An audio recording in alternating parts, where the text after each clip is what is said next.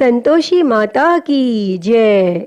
प्रिय भक्तजनों, आज हम इस वीडियो में संतोषी माता की व्रत कथा सुनेंगे। शुक्रवार के दिन माँ संतोषी का व्रत पूजन किया जाता है।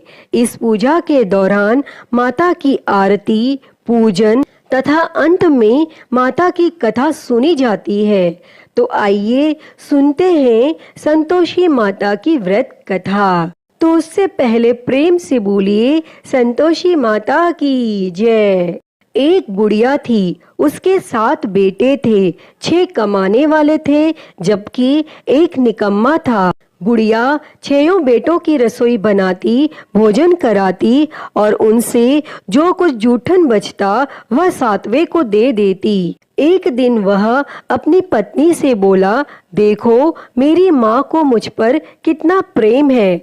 तब वह बोली, क्यों नहीं, सबका जूठा जो तुमको खिलाती है।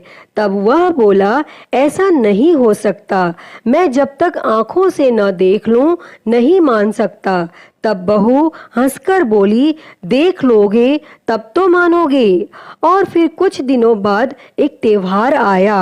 घर में 7 प्रकार के भोजन और चूरमे के लड्डू बने। तब वह जांचने को सिर दुखने का बहाना कर पतला वस्त्र सिर पर ओढ़े रसोई घर में सो गया। वह कपड़े में से सब देखता रहा। 6 भाई भोजन करने आए। उसने देखा माँ ने उनके लिए सुंदर आसन बिछा नाना प्रकार की रसोई परोसी और आग्रह करके उन्हें जिमाया, और यह सब वह देखता रहा। और जब 6 भाई भोजन करके उठे तब माँ ने उनकी जूठी थालियों में से लड्डू के टुकड़े उठाकर एक लड्डू बनाया और जूठन साफ कर बुढ़िया माँ ने उसे पुकारा, बेटा 6 भाई भोजन कर गए, अब तू ही बाकी है, उठ तू कब खाएगा। और वह कहने लगा, माँ मुझे भोजन नहीं करना, मैं अब परदेश जा रहा हूँ। माँ ने कहा, कल जाता हो तो आज चला जा। वह बोला, हाँ हाँ आज ही जा रहा हूँ। और यह कहकर वह घर से निकल गया। और चलते समय पत्नी की याद आ गई और वह गौशाला में उपले थाप रही थी। तब वहां जाकर वह बोला, हम जावे परदेश, आवेंगे कुछ काल, तुम रहियो संतोष से धर्म अपना पाल। तब वह बोली, जाओ पिया आनंद से रहो, हमारो सोच हटाए, राम भरोसे हम रहे, ईश्वर तुम्हें सहाय। 2 निशानी आपन देख धरू मैं धीर, सुधी मति हमारी बिसारियो, रखियो मन गंभीर।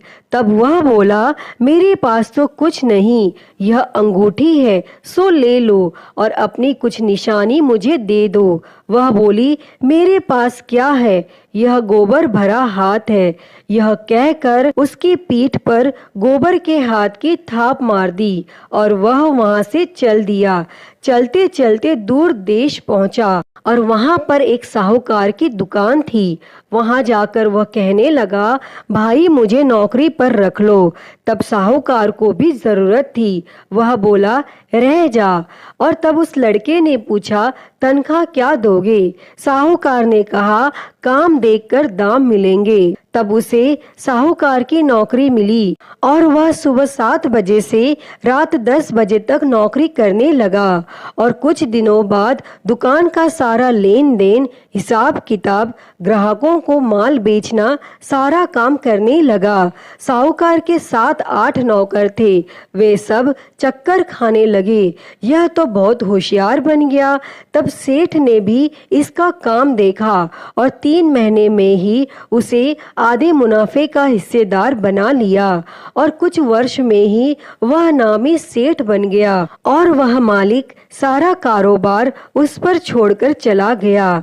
और इधर उसकी पत्नी को सास ससुर दुख देने लगे। सारी गृहस्थी का काम करा के उसे लकड़ी लेने जंगल में भेजते।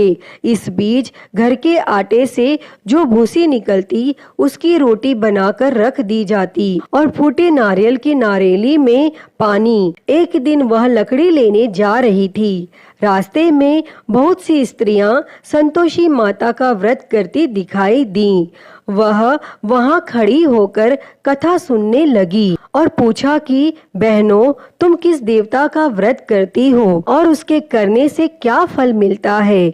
यदि तुम इस व्रत का विधान मुझे समझा कर कहोगे तो मैं तुम्हारा बड़ा एहसान मानूंगी। तब उनमें से एक स्त्री बोली, सुनो, यह संतोषी माता का व्रत है। इसके करने से निर्धनता, दरिद्रता का नाश होता है और जो कुछ मन में कामना हो सब संतोषी माता की कृपा से पूरी होती है। तब उसने उससे व्रत की विधि पूछी। तब वह भक्तिन स्त्री बोली, 1.25 आने का गुड़ चना लेना, इच्छा हो तो 5.25 आने का लेना या 1.25 रुपए का भी सहूलियत के अनुसार लाना। बिना परेशानी और श्रद्धा वो प्रेम से जितना भी बन पड़े सब लेना।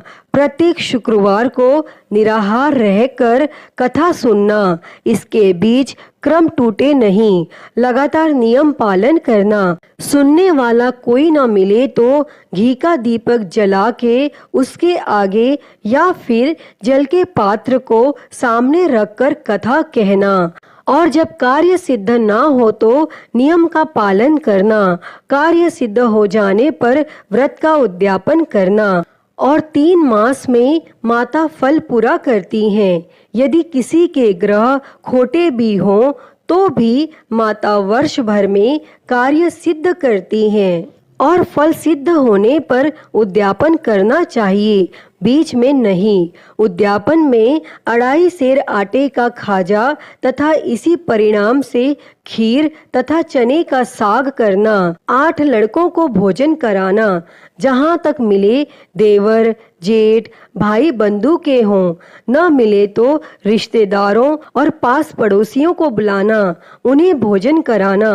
यथाशक्ति दक्षिणा दे माता का नियम पूरा करना और उस दिन घर में खटाई न खाना।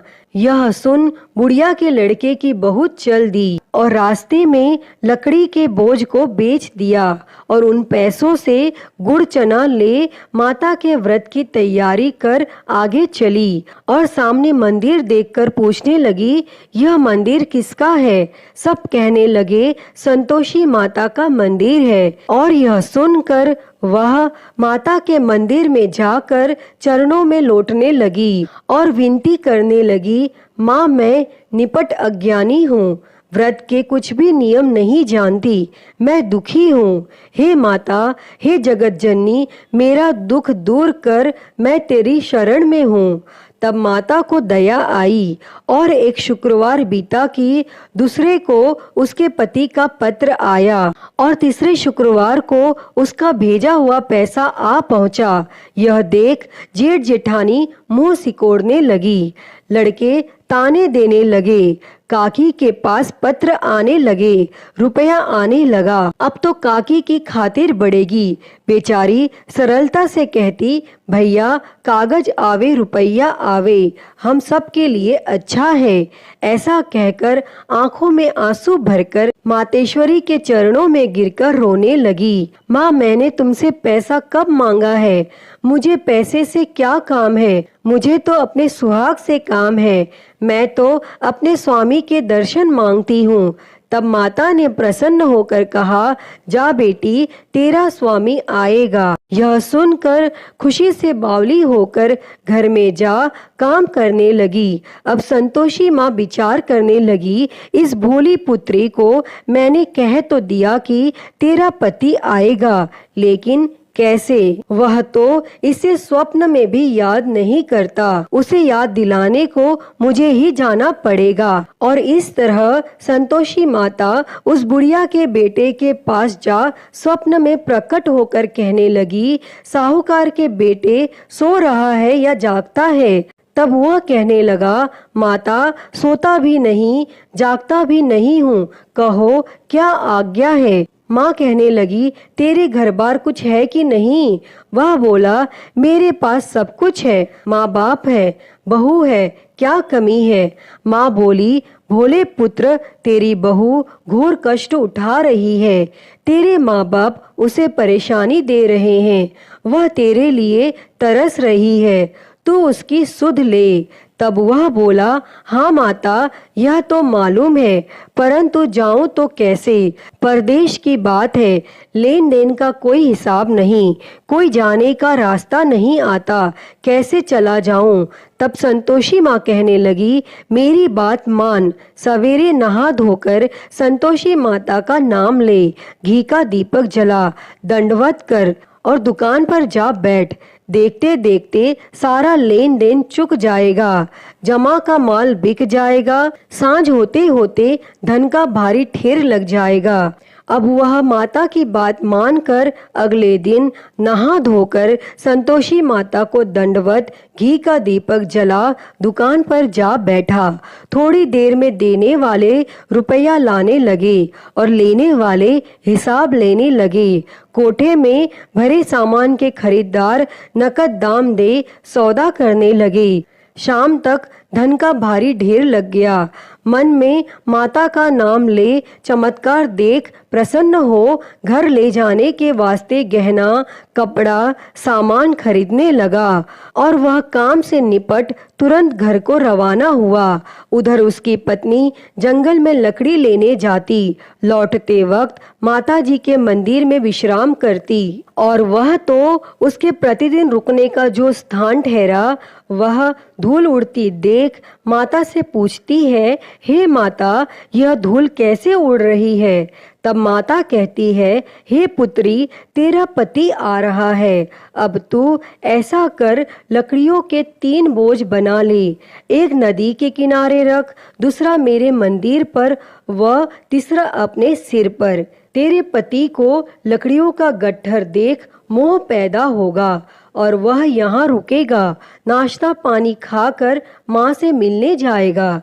तब तू लकड़ियों का बोझ उठाकर जाना और चौक में गट्ठर डालकर जोर से आवाज लगाना, लो सासू जी, लकड़ियों का गट्ठर लो, भूसी की रोटी दो, नारियल के खेपड़े में पानी दो, आज मेहमान कौन आया है। तब उसने संतोषी माता से बहुत अच्छा कहकर वह प्रसन्न मन से लकड़ियों के 3 गट्ठर बनाती है, एक नदी के किनारे पर और एक माता जी के मंदिर पर रखती है।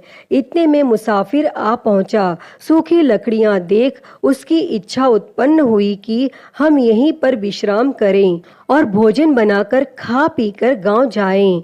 और इस तरह रुककर भोजन बना, विश्राम करके वह गांव को गया, सबसे प्रेम से मिला। उसी समय सिर पर लकड़ी का गट्ठर लिए वह उतावली सी आती है, लकड़ियों का भारी बोझ आंगन में डालकर जोर से 3 आवाज देती है, लो सासू जी, लकड़ियों का गट्ठर लो, भूसी की रोटी दो, आज मेहमान कौन आया है। यह सुनकर उसकी सास बाहर आकर अपने दिए हुए कष्टों को भुलाने हेतु कहती है, बहू, ऐसा क्यों कहती है?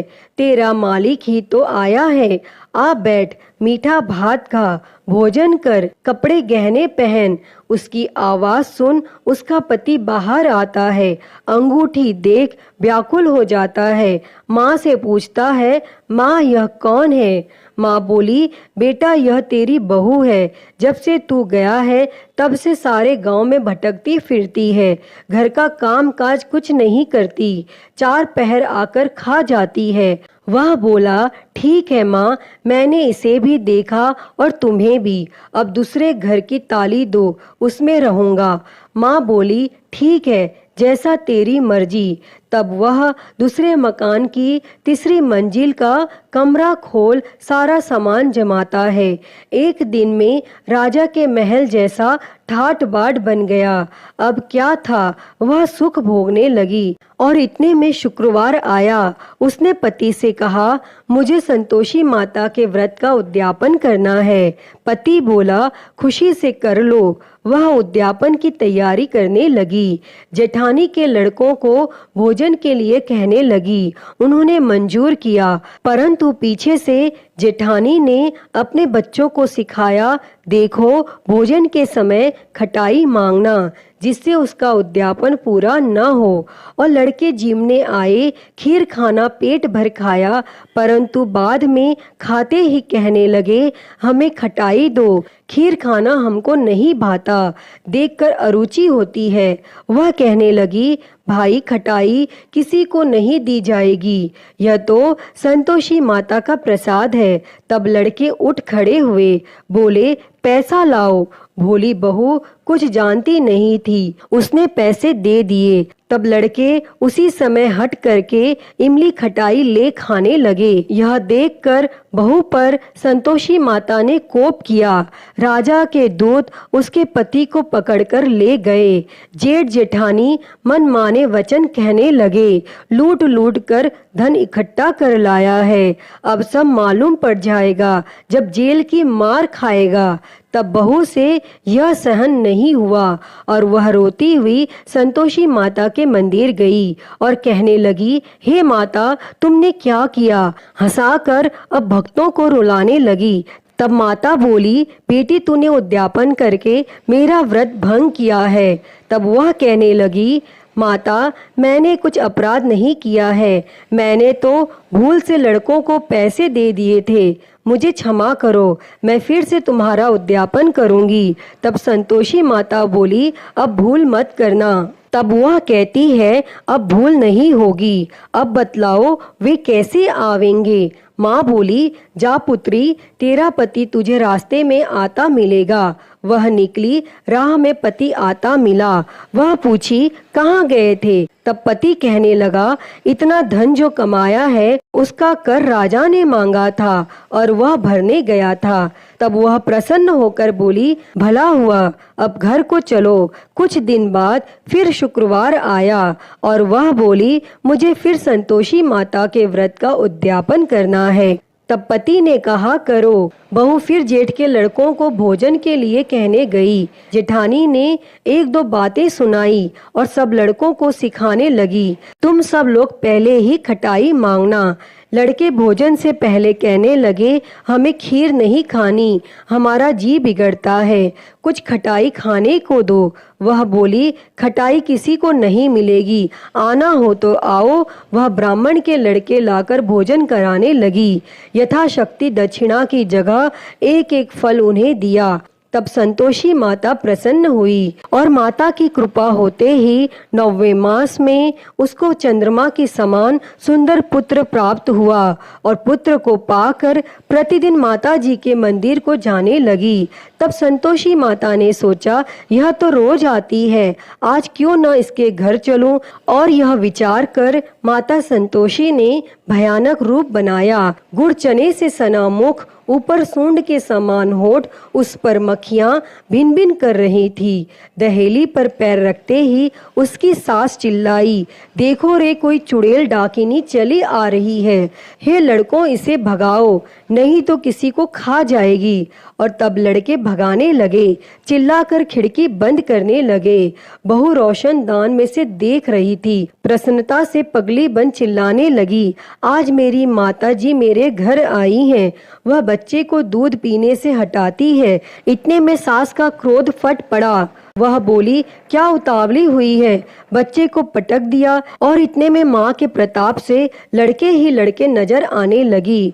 वह बोली, माँ, मैं जिसका व्रत करती हूँ यह संतोषी माता है। तब सब ने माता जी के चरण पकड़ लिए और विनती कर कहने लगे, हे माता, हम मूर्ख हैं, अज्ञानी हैं, तुम्हारे व्रत की विधि हम नहीं जानते, व्रत भंग कर हमने बड़ा अपराध किया है।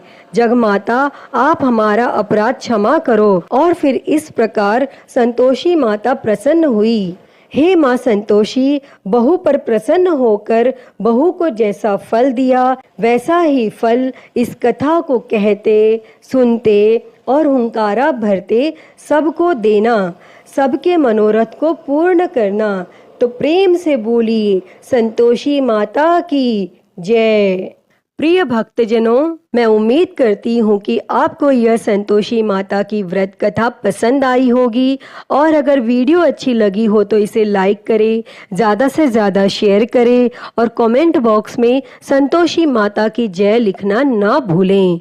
और हरिहर भक्ति चैनल पर आप नए हैं तो इस चैनल को सब्सक्राइब कर नोटिफिकेशन बेल को ज़रूर ऑन कर लें। हर हर महादेव। धन्यवाद।